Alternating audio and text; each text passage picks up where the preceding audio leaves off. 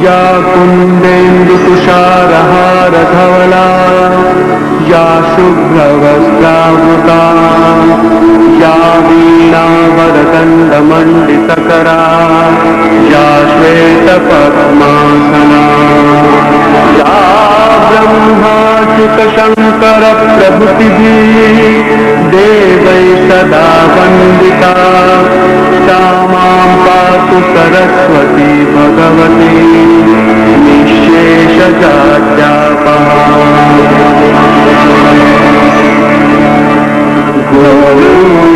गुरुर्ब्रह्मा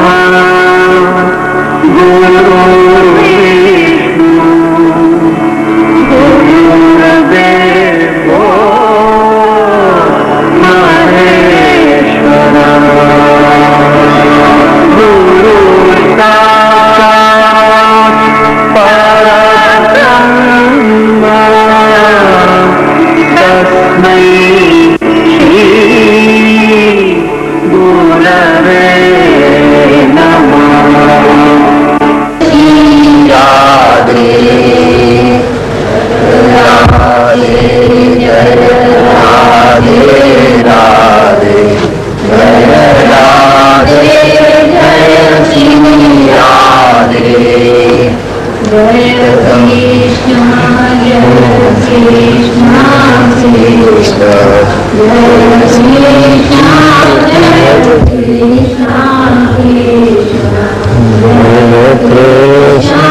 जय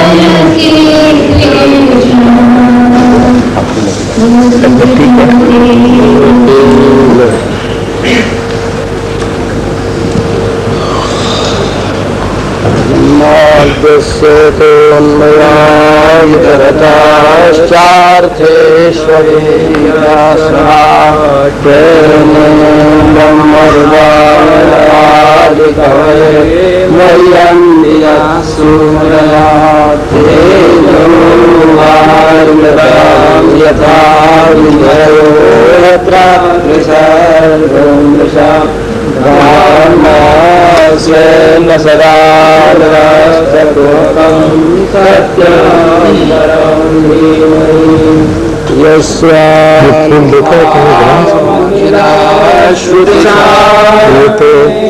नाग और ये इसमें शिव और ये उनकी इसको शिव चंपा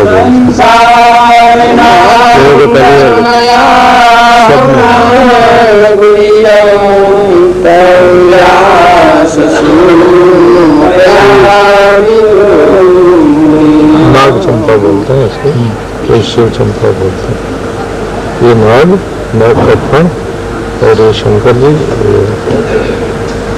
आज सुबह ही किसने लगाया था महाराज को ये फूल जो है बहुत प्रिय लगता है। अच्छा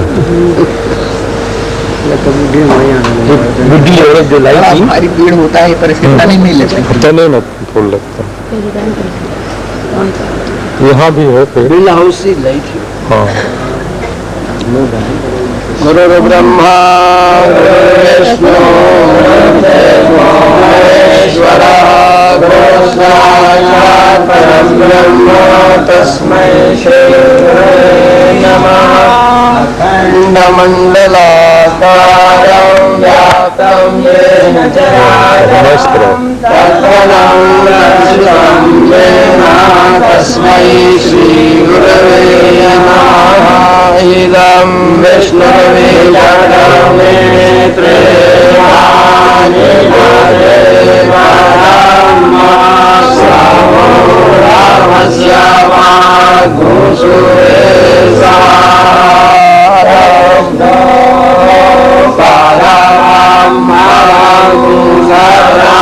पश्यन्ति सूरयाः धीमचक्षुरातराम्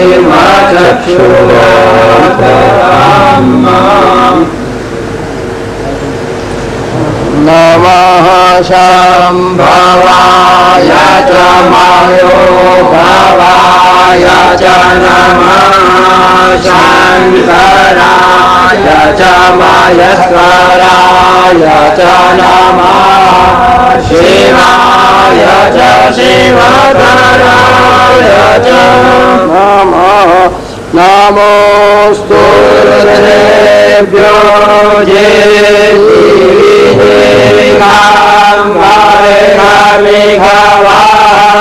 तेभ्यो दशचर्चनो द्वेष्टितमेघाञ्जम्भे नमोऽस्तुभ्यो ये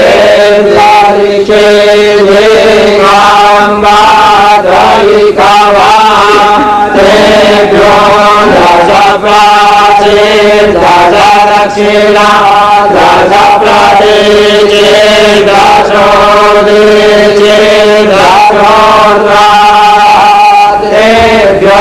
नमो असुदेनो वन्दुदेनो मृडयन्तु देयान्निक्ष्मो चचरो द्वेष्टिरमेघाञ्जम्भे नमो गुरुदेव्यो ये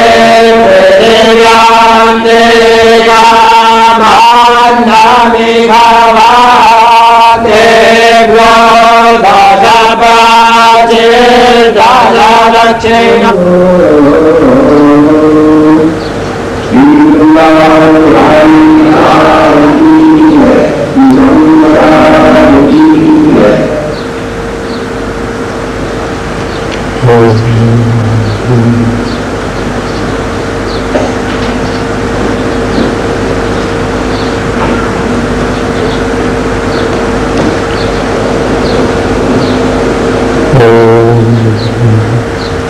मुग्धं स्निग्धं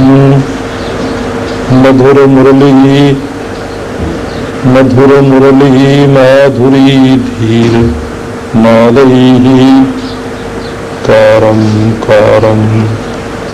कारणविवशं गोकुलव्याकुलत्वं श्यामं कामं ब्रजजनमनोमोहनं मोहनांगं चित्ते नित्यं निवसतु महो वल्लवी वल्लभं ओम नमः श्री परमहंसास्वादि चरणकमलचिन्मकरन्दाय भक्तजनमानस निवासाय श्रीरामचन्द्राय वागीशायस्य वदने लक्ष्मीर्यस्य च वक्षसि यस्यास्ते हृदये संवित् तं नृसिंहमहं भजे विश्वसर्गविसर्गादि नवलक्षणलक्षितं श्रीकृष्णाख्यं परं धाम जगद्धाम नमामि तत्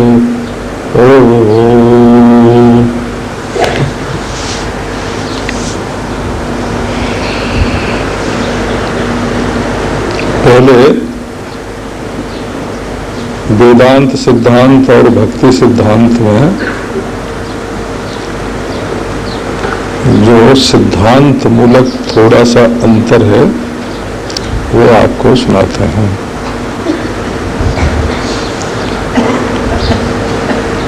अद्वैत वेदांत में ऐसा मानते हैं कि आत्मा ही साक्षात ब्रह्म है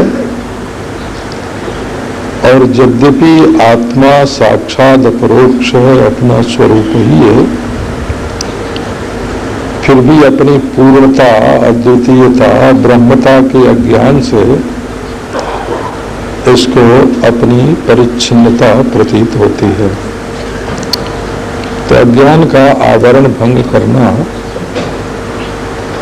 माने नासमझी को दूर करना और नासमझी की जो जड़ है, अपने को ब्रह्म न जानना, अज्ञान, उसको दूर करना आवश्यक है। अपने को ब्रह्म न जानना अज्ञान है और अपने को जीव मानना ये भ्रांति है।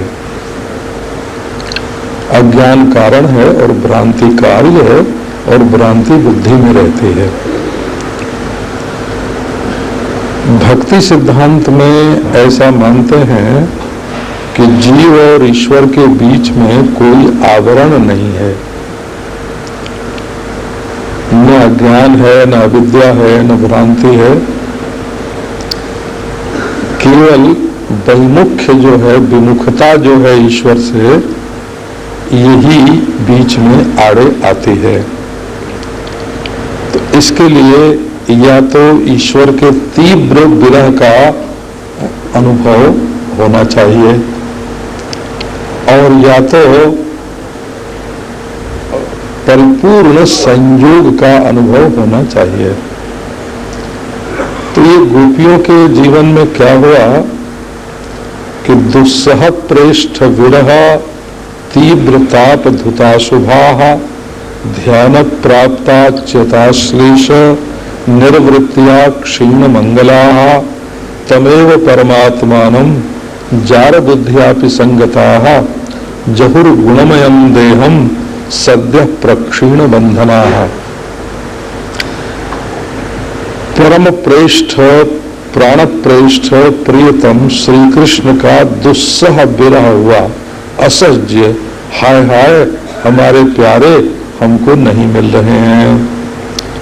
इससे हृदय में बड़ी पीड़ा हुई, वेदना हुई, तीव्र ताप हुआ। तो कितना ताप हुआ? बोले धुता शुभा, तीनों लोक में अनादिकाल से अब तक पापियों ने जितने पाप किए हैं और उनका जितना फल दुख भोगने को मिल सकता है, वे सारे दुख इकट्ठे हुए और गोपियों के विरह ताप को देख करके थरथर कांपने लगे। बोले कि त्रिलोकी के त्रैकालिक अनादिकालीन पाप का जो ताप है, दुख है, हम लोग सब मिल करके भी इतना दुख नहीं दे सकते जितना दुख इन्हें श्री कृष्ण के विरह में हो रहा है। सारे पाप ताप जो है वो नष्ट हो गए। ध्यान प्राप्ताच्युताश्लेष निर्वृत्तिया क्षीण मंगला, और ध्यान में मिल गए श्री कृष्ण। सो ध्यान प्राप्त जो श्री कृष्ण का आलिंगन है, अच्युत आश्लेष है, ऐसा आलिंगन जो कभी फिर टूटता नहीं, छूटता नहीं। इससे वो आनंद हुआ कि त्रिलोकी के जो त्रैकालिक पुण्य हैं, वो पुण्य सोचने लगे कि हम सब मिल करके भी इतना सुख कभी किसी को नहीं दे सकते। तमेव परमात्मानं जार बुद्ध्यापि संगताः, यद्यपि उन्हें ज्ञान नहीं है कि यही साक्षात ब्रह्म है, उनमें तो जार बुद्धि है, परंतु न वस्तु शक्ति ही बुद्धिम अपेक्षते। सगुण का ये नियम है कि वस्तु में जो शक्ति है वो बुद्धि की अपेक्षा नहीं रखती। माने यदि कोई आग को आग न पहचाने और उसमें हाथ डाल दे तो भी जल जाएगा। अमृत को कोई अमृत न समझे, पी ले तो अमर हो जाएगा, और विष को विष न समझे और पी ले तो मर जाएगा। तो ये जो वस्तुनिष्ठ शक्ति होती है वो बुद्धि की अपेक्षा नहीं रखती। जानो चाहे मत जानो, वो तो अपना काम कर ही देती है। इसी प्रकार भगवान श्री कृष्ण के प्रति चाहे स्वामी बुद्धि हो, चाहे आत्म बुद्धि हो, चाहे सख्य बुद्धि हो, सखा नहीं ऐसी बुद्धि हो, और चाहे पुत्र है ऐसी बुद्धि हो, चाहे पति है ऐसी बुद्धि हो, और चाहे हमारे यार हैं प्रियतम है, ऐसी बुद्धि हो। वस्तु शक्ति जो है वो बुद्धि की अपेक्षा नहीं रखती, अपना काम कर ही देती है। तो भक्ति सिद्धांत के अनुसार नारायण ये जो भगवान से प्रेम है, जाने अनजाने, यदि जानकर ही प्रेम हो, जानकर ही मिलने पर भगवान अपना काम करते, तब तो किसी जीव को कभी भी जैसे तत्व ज्ञान होने से कल्याण हो जाता है वैसे हो जाता। ये अवतार समय की मर्यादा ये है, उसकी विशेषता ये है कि कोई जान में अनजान में कैसे भी प्रेम करे उसका कल्याण हो जाता है। अब चलो आपको न वस्तु शक्ति ही बुद्धिम अपेक्षते, हे अमृतवत विषवत अग्निवत। अब आगे का प्रसंग आपको सुनाते हैं। तो श्री कृष्ण ने पहले गोपियों को विरह दिया और फिर मिलन दिया।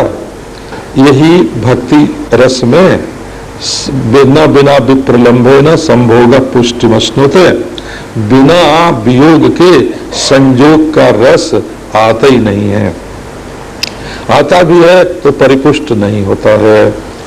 अब श्री कृष्ण प्रकट हो गए और गोपियों ने उनको पकड़ा, किसी ने उनका हाथ कंधे पर लिया बायां, किसी ने दायां, किसी ने पांव पकड़ा और कोई हृदय से लग गई इस तरह से, और कोई ध्यान करने लगी और कोई दूर से टेढ़ी आंख करके उनकी ओर देखने लगी कि हमको इतना क्यों सताया। काचित भ्रुकुटी माबध्य प्रेम संभ्रम विह्वला। तो नारायण वो घ्नंती वैक्षत कटाक्षेपै ही संदष्ट दशनच्छदा। अब वो तो दांत से होठ दबा के और आंख टेढ़ी करके श्री कृष्ण को देखने लगी। ये अधिकार महाराज गोपियों को ही है जो श्री कृष्ण पर क्रोध भी करें। यहाँ क्रोध भी परम प्रेम है।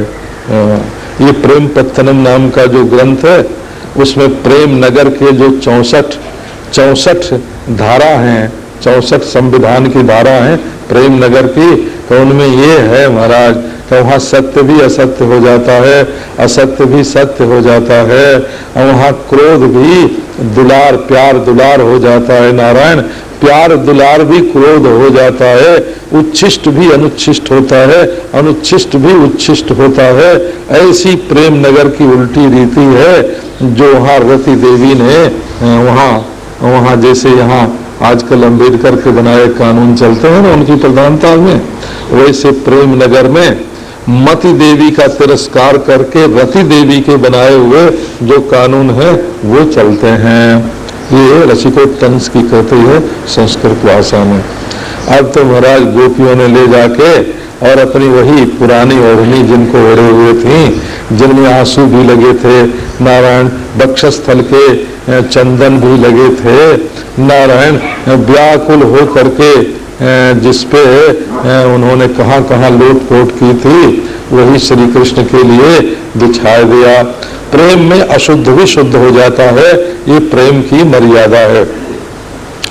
नारायण अब बैठ गए श्री कृष्ण उनके ऊपर, किसी गोपी ने पांव पकड़ा, किसी ने हाथ पकड़ा, नारायण सब घेर के बैठ गई कि अब कहीं भाग के जाए नहीं।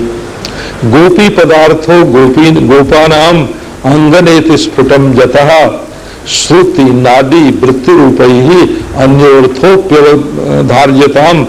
नारायण गोपी शब्द का अर्थ होता है गोपांगना, गोपों की स्त्री। नारायण परंतु इसका अर्थ वेद की ऋचा श्रुति भी होता है।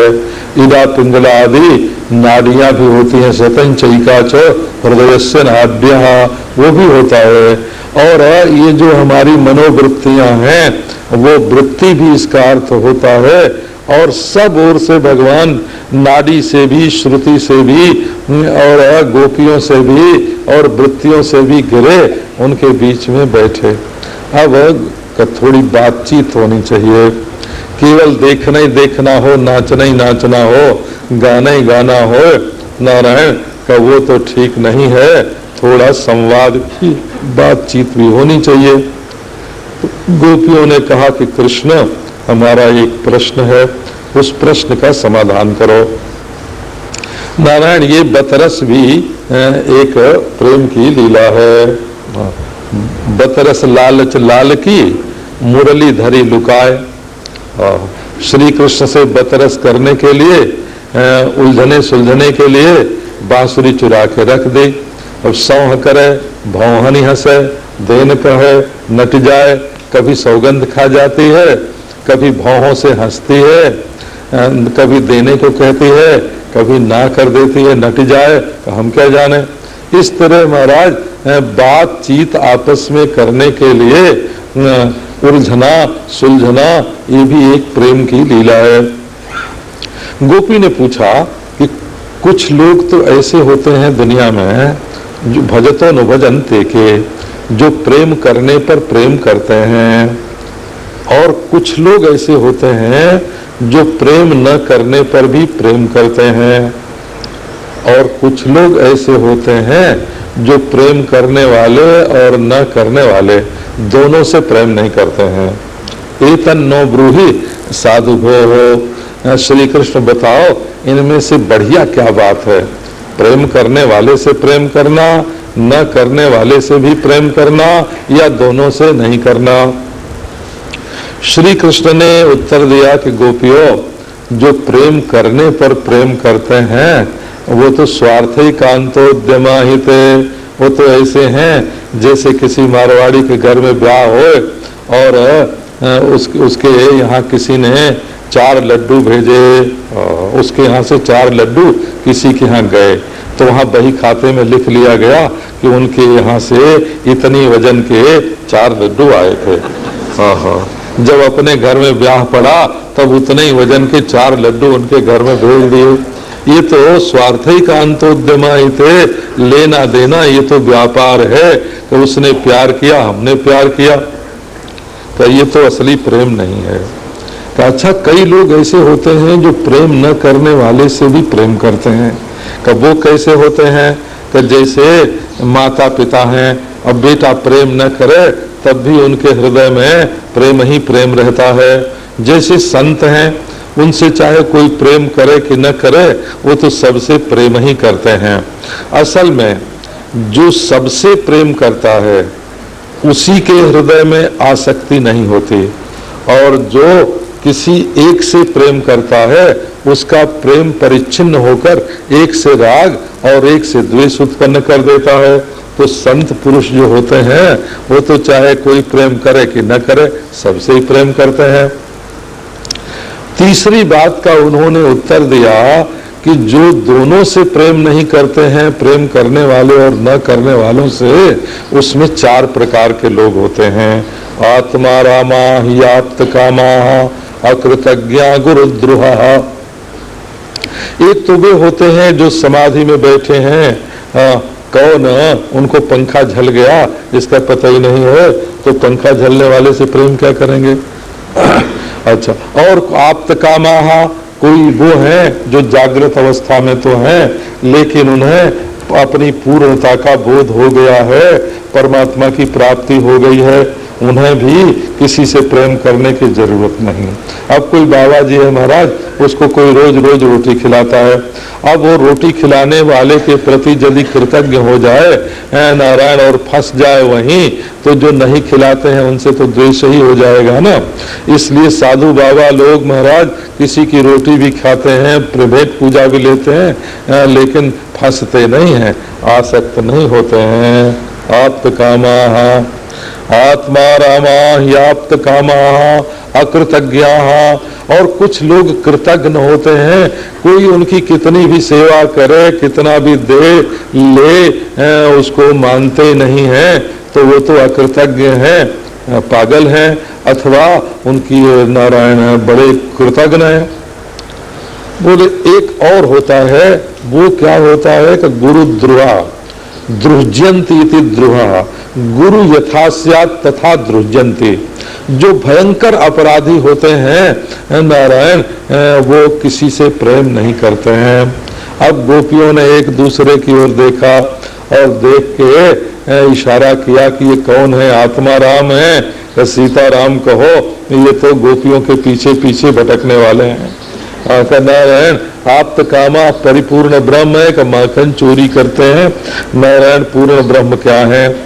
अच्छा तो बोले अकृतज्ञ है, इनको पता ही नहीं है, पता तो सब कुछ है इनको कि हम सब छोड़ छाड़ के इनके लिए आई हैं। कि तब ये कौन है कि चौथी ही कक्षा में ये मालूम पड़ते हैं नारायण। अब जब गोपियों ने ऐसे कहा तो श्री कृष्ण बोल पड़े, ना हम तो सख्यो भजतो पि जंतून भजाम्यमीशाम अनुवृत्ति वृत्तये जथा धनो लब्ध धने विनष्टे तच्चिन्तयान्यन्यवृतो न वेदो एवं मदर्थोज्झित लोकैदस्वानां हि वो मयि अनुवृत्तये बलाः मया परोक्षं भजता तिरोहितं मा सूयितुं मार्हत तत्प्रियं प्रियाः न पारयेऽहं निरवद्य संयुजां स्वसाधु कृत्यं विबुधायुषापि वः या मा भजन्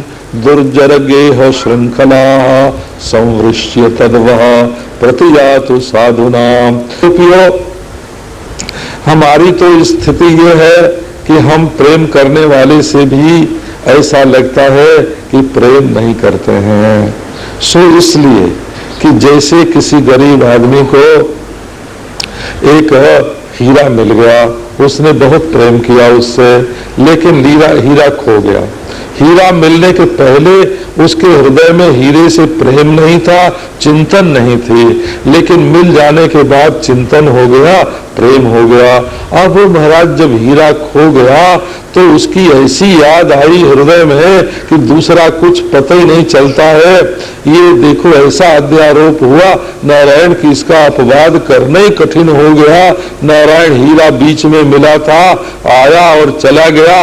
अब उसकी से इतना प्रेम हो जाता है कि लोग उसके लिए व्याकुल हो जाते हैं। ऐसे एक बार मैं किसी को मिल लेता हूँ, सकृत दर्शितम रूपम एतत् कामायते नघ, एक बार मिल लेता हूँ और फिर बिछुड़ जाता हूँ तो मेरे लिए उसके हृदय में व्याकुलता आती है, और जब व्याकुलता आती है तो उसका हृदय जो है मदाकार हो जाता है, भगवदाकार हो जाता है। सो तुम ये मत समझो कि हमने तुमको सताने के लिए अपने को छिपाया, अंतर्धान किया। हमने तो बाहर से तुम्हारे हृदय में घुस जाने के लिए और वहां विराजमान हो जाने के लिए अपने को छिपाया। मैं जानता हूं कि तुम लोगों ने मेरे लिए लोक छोड़ा, और अब वेद माने परलोक छोड़ा हो, लोक छोड़ा, परलोक छोड़ा, अपने स्वजनों को छोड़ा। मैं क्या जानता नहीं हूँ? तो जानता हूँ गोपियों, लेकिन ये तुम्हारा छोड़ना निष्फल न जाए, सफल हो जाए, तुम्हारी वृत्ति भगवद आकार हो जाए, इसके लिए मैं अंतर्धान हुआ था। और रही बात मेरी, सुन पा रहे हम निरवध्य संयुजाम, तुम लोग निष्कपट भाव से मेरे साथ मिली हो, मेरे साथ जुड़ी हो। नारायण मैं तो यदि अनंत आयु ग्रहण करके और तुम लोगों की सेवा करूं तो भी तुमसे ऋण नहीं हो सकता। ये तो तुम्हारा सद्भाव है जो हमको अपना ऋणी नहीं समझती हो और हमसे इतना प्रेम करती हो। अब श्री कृष्ण की ये बात सुन करके गोपियां तो सब की सब आनंद में मग्न हो गईं। जहुर बिरहजम तापम, जो बिरह जनित ताप था उससे मुक्त हो गई। अब श्री कृष्ण ने रास क्रीड़ा प्रारंभ की। तत्रारभत गोविंदो रास क्रीड़ा मनुव्रतैः स्त्रीरत्नैरन्वितः। नारायण अब तो गोपियों के बीच में श्री कृष्ण ने रास लीला प्रारंभ की। तो नारायण पहले जो रास प्रारंभ हुआ उसमें एक कृष्ण चारों ओर गोपियों की मंडली और बीच में श्री कृष्ण। इसको नाट्य शास्त्र की दृष्टि से हल्लीसक नृत्य कहते हैं। इस नृत्य की विशेषता क्या है कि चारों ओर जो 100 नटी हैं वो घूम रही हैं, और एक बीच में नट है और वो इतना फुर्तीला है नृत्य करने में कि सब गोपियों के साथ, सब नटियों के साथ उसकी आंख मिलती जाती है और सबको ऐसा लगता है कि ये तो हमारे साथ नृत्य कर रहा है। चारों ओर नटी और एक बीच में श्री कृष्ण। नारायण ये देखो, वृत्ति पर वृत्ति, वृत्ति पर वृत्ति, वृत्ति पर वृत्ति, और बीच में सबके लक्ष्य, सबकी दृष्टि के केंद्र बिंदु श्री कृष्ण, और ताल पर ताल और स्वर पर स्वर। नारायण और सब ग्राम मूर्छना बिल्कुल ठीक ठीक और नृत्य हो रहा है। नृत्य की दूसरी प्रक्रिया ये हुई कि एक गोपी, दो गोपी एक कृष्ण, दो गोपी एक कृष्ण, क्योंकि तासा मध्य द्वयोर द्वयो हो। यदि इस एक एक गोपी और एक एक कृष्ण होए तो एक गोपी के कंधे पर दोनों ओर से श्री कृष्ण आवेंगे, दोनों कंधे पर श्री कृष्ण की भुजा होगी, और कहीं गोपी को ख्याल हो गया कि ये दोनों ओर से इनके हाथ हमारे ऊपर कैसे आ रहे हैं, तो ऐश्वर्य का बोध हो जाएगा और रसाभास हो जाएगा। इसलिए अंगना मंगना मंतरे माधवो माधवो माधवम माधवम चांतरेणांगना, अंगना मंगना मंतरे माधव माधवम माधवम चांतरेणांगना, इत्थमा कल्पिते मंडले मध्यगा संजगौ वेणुना देवकी नंदनः। अब गोपियों ने महाराज दोनों ओर से पकड़ रखा, देखो सखी अब बाहर न जाने पावे, और एक हाथ, एक गोपी परस्पर एक दूसरे का हाथ पकड़ के और बीच में श्री कृष्ण को लेकर के नृत्य कर रही हैं मंडलाकार। जब रास प्रसंग और गाढ़ा हुआ तब क्या हुआ कि कृत्वा तावंतमात्मानं जावतीर ब्रजजोषितः, जितनी गोपियां हैं उतने कृष्ण हो गए, और नारायण हर वृत्ति के साथ, हर गोपी के साथ एक कृष्ण, हर गोपी के साथ एक कृष्ण, ऐसे नृत्य होने लगा। गोपा नाम अंगना गोपिया, नारायण ये तो है ही है कि वो गोपों की पत्नी है, और दूसरे गाह इंद्रियाणि पांति इति गोप्यः, जो अपनी इंद्रियों को सुरक्षित रखते हैं, जो जने जने को अपनी इंद्रियों को भोग के लिए दे देता है उसको भगवान की प्राप्ति नहीं होती है। जो भगवान के लिए अपने सर्वस्व को सुरक्षित रखता है कि ये तो उन्हीं के लिए है, उन्हीं को श्री कृष्ण की प्राप्ति होती है। दूसरे गोभी इंद्रिय ही पिबंती श्री कृष्ण रसम इति गोपाः तेषां पत्न्यः गोप्या। नारायण अथवा श्री कृष्ण से गोभी ही पीयते इति, पीन पाने। नारायण वो श्री कृष्ण अपनी इंद्रियों से गोपियों का पान करते हैं, ऐसी गोपी महाराज। अब रास जो होने लगा, पादन्यासैर भुज विधुतिभिः सस्मितैर भ्रू विलासैः भज्यन मध्यैश्चल कुचपटैः कुंडलैर गंडलोलैः स्विद्यन मुख्यः कबर रसना ग्रंथय कृष्णबद्धो गायन्त्यस्तं तडितैवता मेघ चक्रे विरेजु। उपनिषदों में ये उपासना कही हुई है कि कैसे भगवान की उपासना कैसे करना चाहिए। कब विद्युतो व्यद्योतात, नारायण जैसे बादलों के बीच में बिजलियां चमक रही हों, ऐसे महाराज कृष्ण कृष्ण कृष्ण रसवर्षी सांवरे सांवरे मेघ और नारायण उनके बीच में बिजली की तरह गोपियां जो हैं वो चमक रही हैं। विद्युतो व्यद्युतात, नारायण ये श्री कृष्ण, ये परब्रह्म परमात्मा है महाराज। वहां तद्धि तद बनम, ये भौतिक उपासना है, और व्यद्युतो विद्युतात ये नारायण क्या नाम है, आधिदैविक उपासना है केनोपनिषद में, और ध्यायती व लीलायती व ये जो है ये आध्यात्मिक उपासना है। भगवत प्राप्ति के लिए इन तीनों प्रकार की उपासनाओं का वर्णन है। तद एजति तद नैजति तद्दूरे तदवंतिके। और कभी शरीर ऐसा कांपता है महाराज, कभी टुड्डी हिलती है, कभी आंख हिलती है, कभी भौं हिलती है। नारायण, हमने तो जो हमारे स्वामी अनंतानंद जी बैठे हैं, ये अपने कान को ऐसा नचाते हैं महाराज, ऐसा अभ्यास है इनको कान नचाने का। अब लोग जाकर देखने लगे कि कान नचा के बताओ। हाँ महाराज, ऐसे ऐसे भी हैं यहाँ बैठे हुए जो अपनी भाव को बिल्कुल नचा सकते हैं, हमारे दर्शकों में, यहाँ श्रोताओं में भी।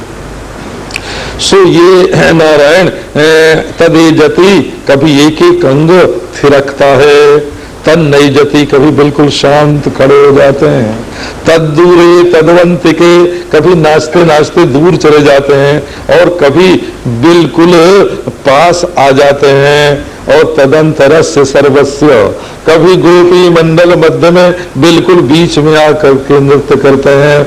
सो इस प्रकार भगवान का रास होने लगा। रस एवं रासः, रस का ही नाम रास है। रसा नाम समूहो रासः, रसों के समूह को रास कहते हैं। नारायण, ये तैत्तिरीय उपनिषद में रसो वैसः रसम जेवायम लब्ध्वा आनंदी भवति, रस रूप में परमात्मा का वर्णन है। असल में परमात्मा में यदि रस न आवे तो महाराज लोग उनका भजन कैसे करेंगे।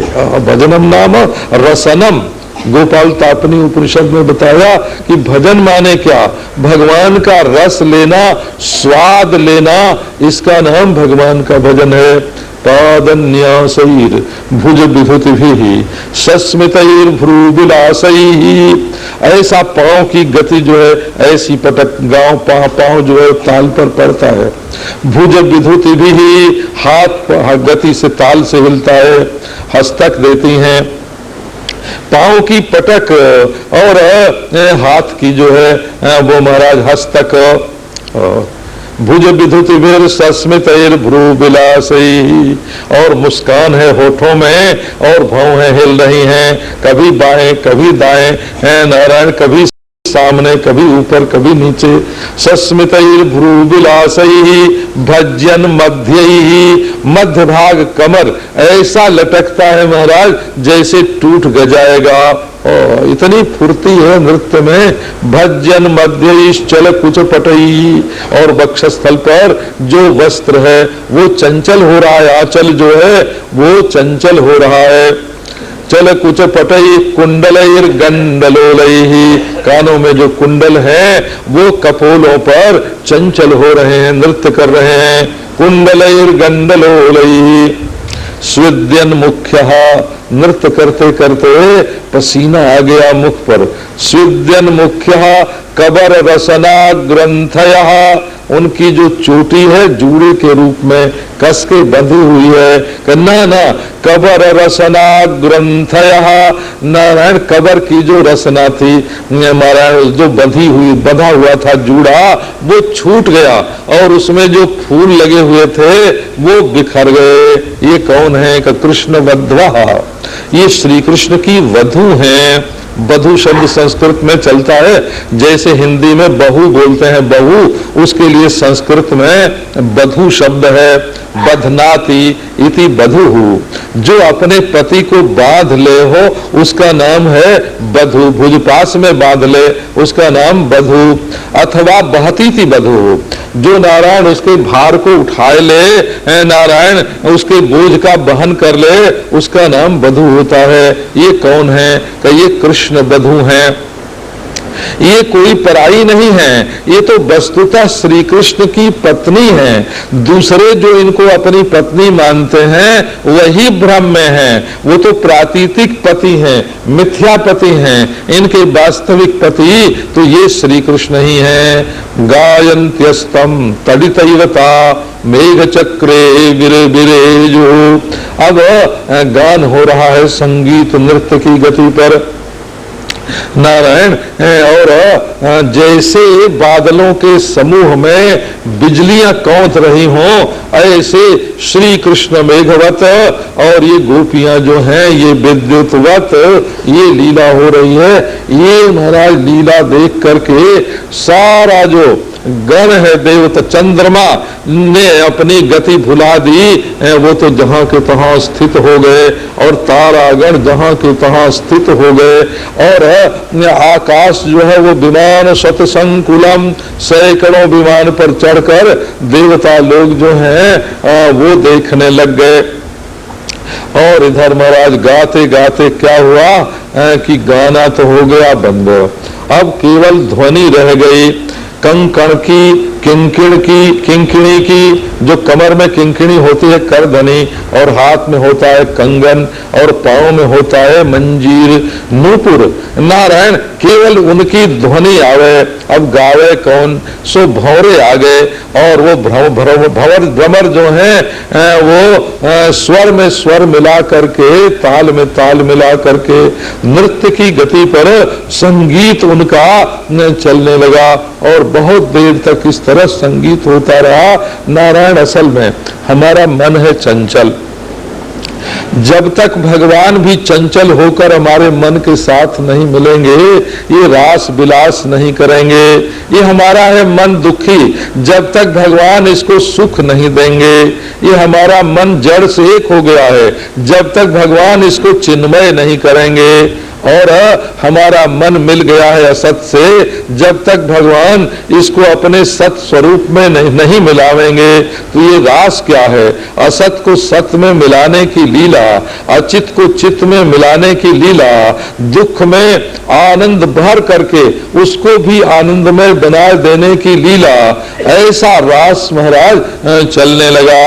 अब वो तो ब्रह्मरात्र महाराज ब्रह्मा जी की एक रात बीत गई, दूसरा जो कल्प आया उस कल्प में फिर वही द्वापर, वही ग्रह स्थिति, वही नक्षत्र, वही चंद्रमा, ब्रह्मरात्र उपावृत नारायण।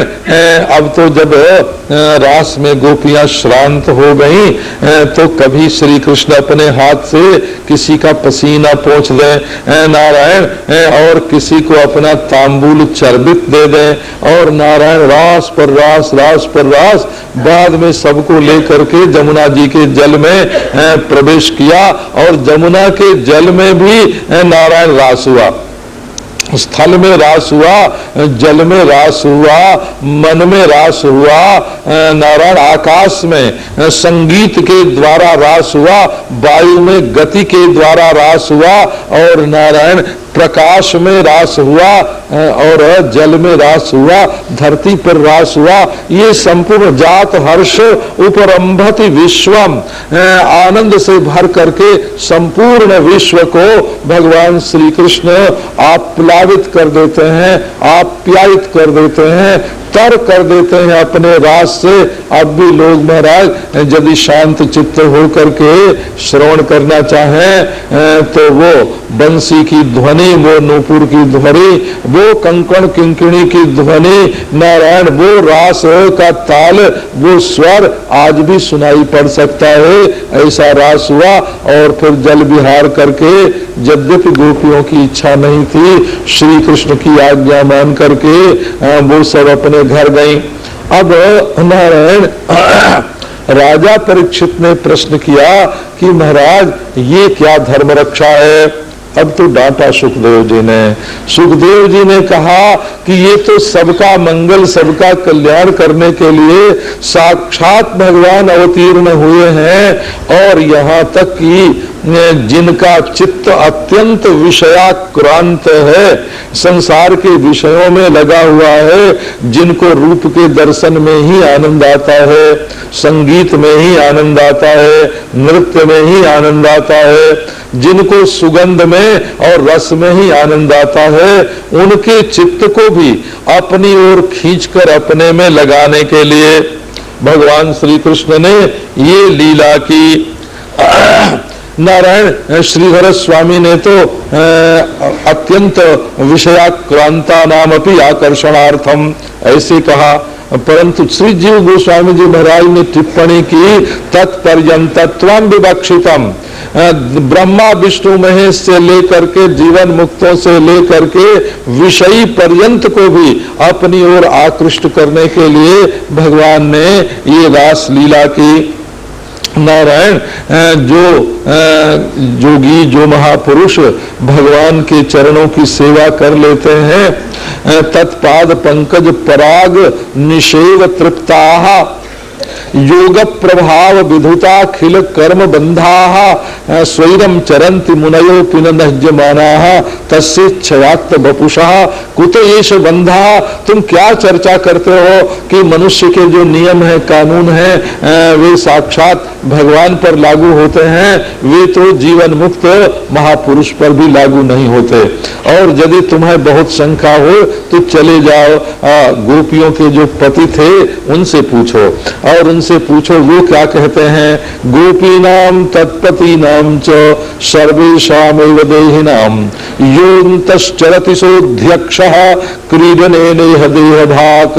जो गोपियों के हृदय में है, गोपियों के पति के हृदय में है, जो सबके हृदय में है, वही परमेश्वर साक्षात प्रकट होकर के ये लीला कर रहा है, लोगों को अपनी ओर आकृष्ट करने के लिए, आसक्त करने के लिए।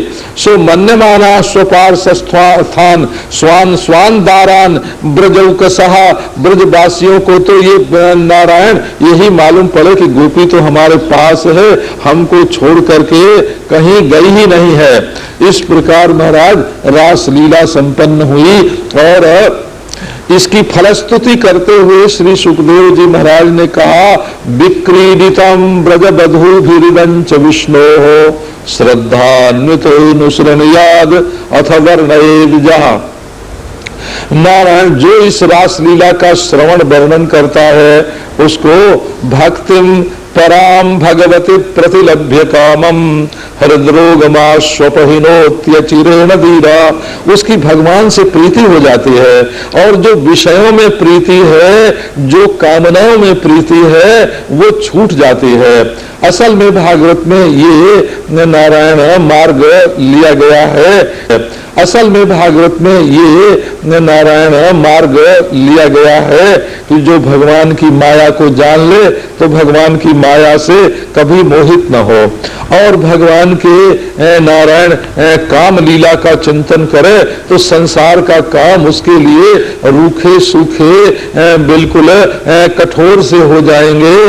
ये तो बड़ी मधुर लीला है भगवान की। आप जानते हैं समाधि लगती है सत की प्रधानता से, और दृष्टा होता है चित्त की प्रधानता से नारायण, और भक्ति होती है आनंद की प्रधानता से। यद्यपि सच्चिदानंद एक ही है नारायण, फिर भी सद्भाव की प्रधानता, चिद्भाव की प्रधानता, आनंद भाव की प्रधानता से। अब क्रियाशील सद्भाव का नाम योग है, और शांत सद्भाव का नाम समाधि है, और क्रियाशील जो चिद्भाव है उसका नाम है सर्वात्म भाव, और जो शांत चिद्भाव है उसका नाम है नारायण ब्रह्म भाव, दृष्टा साक्षी भाव। और नारायण जो आनंद भाव शांत है वो तो अंतर्भोग्य है, और जो आनंद क्रियाशील है वो भक्ति भोग्य है नारायण, वो तो सर्वत्र भगवान सच्चिदानंद घन ब्रह्म का ही आविर्भाव है। अब महाराज रास लीला के बाद क्या हुआ कि ब्रजवासियों के मन में तीर्थ यात्रा करने की आई कि चलो अवंती क्षेत्र में, और वहां जो देवी है अवंती और पशुपति भगवान हैं उनकी सेवा की जाए, दर्शन किया जाए। सो यात्रा निकली, जात निकली।